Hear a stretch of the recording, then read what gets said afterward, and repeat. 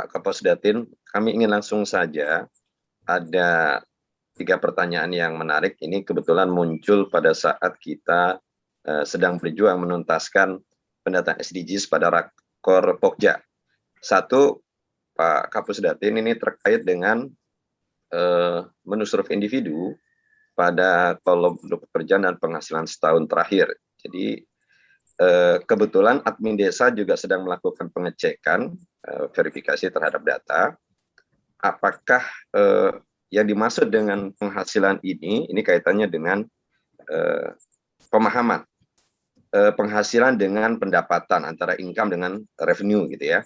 Apakah yang dimaksud di sini adalah penghasilan pendapatan bersih yang dikurangi dengan biaya produksi dan lain-lain, atau pendapatan kotor?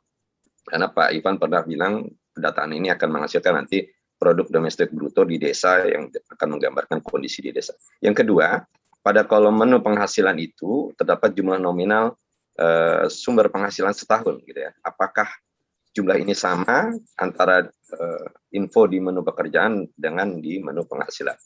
Berikutnya Pak Digoco, terkait dengan menu pendidikan. Indikator ini sebenarnya kan untuk mengukur tingkat kualitas pendidikan masyarakat desa melalui rata-rata lama sekolah ya Pak Kapolsdatin ya. Dan formulanya ini ada sedikit membingungkan bagi mereka anak-anak sekolah yang putus di tengah jalan dan tidak menyelesaikan pendidikan sampai tuntas. Nah, apakah formula perhitungannya itu jenjang yang sudah ditempuh dikurangi 1 gitu ya, SD, SMP, SMA dikurangi 1 karena dia tidak menyelesaikan, atau seperti apa formulanya menghitung min long term pendidikan ini? Terakhir, Pak Digoco, terkait dengan prinsip SDGs universal, integral, dan no one left behind, ada pertanyaan yang juga menarik untuk didiskusikan terkait dengan individu, khususnya anak-anak usia sekolah yang sedang mengenyam pendidikan di luar desa atau bahkan di kabupaten berbeda. Apakah mereka juga didata ataupun tidak didata? Karena ini kaitannya dengan duplikasi data ganda pada level nagari ataupun pada level yang lainnya. Sementara ketika di desa, kabupaten, kota yang tidak melakukan pendataan SDGs, maka otomatis mereka tidak terdata. Mungkin itu 3 hal yang perlu penegasan saja Pak Kapolsdatin. Terima kasih Pak Digoco. Assalamualaikum warahmatullahi wabarakatuh. Silakan Gus Ivan. Ya, terima kasih ini Pak Savana, ini selalu kritis. Yang pertama, benar itu penghasilan memang penghasilan bersih ya. Memang ini dihitung antara lain untuk PDB desa, benar seperti itu. Dan sudah dipraktekkan di beberapa wilayah.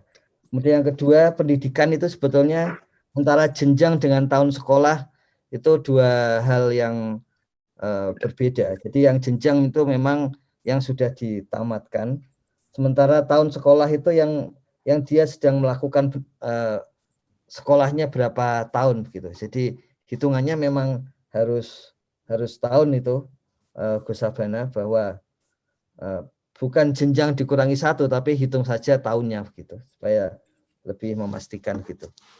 Nah, anak putus sekolah itu cara melihatnya adalah membandingkan dalam hal pekerjaan tadi ya. Itu di bagian tabel pekerjaan dia sekolah atau tidak gitu.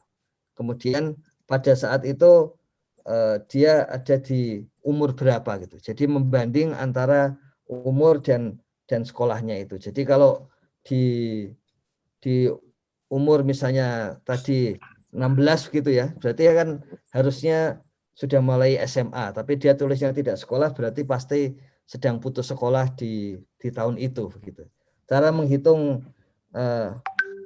anak ATS ya, anak tidak sekolahnya dengan cara demikian. Maaf, yang pertanyaan terakhir gimana, Gus Koco? Tadi saya yang ini ya, yang urusan ada pendataan sekolah di tempat lain, jadi jangan sampai tidak terdata karena di desa yang bersangkutan itu tidak melakukan pendataan dan seterusnya. Iya, itu terjadi, ada kasus di Blitar itu pernah ada yang bertanya. Itu makanya kami pastikan di desa itu didata saja, karena sebetulnya dengan NIK yang sama itu datanya dengan mudah digabungkan melalui aplikasi, melalui server begitu. Jadi didata saja, jangan nggak ditata, nanti malah nggak dapat datanya itu di desa itu.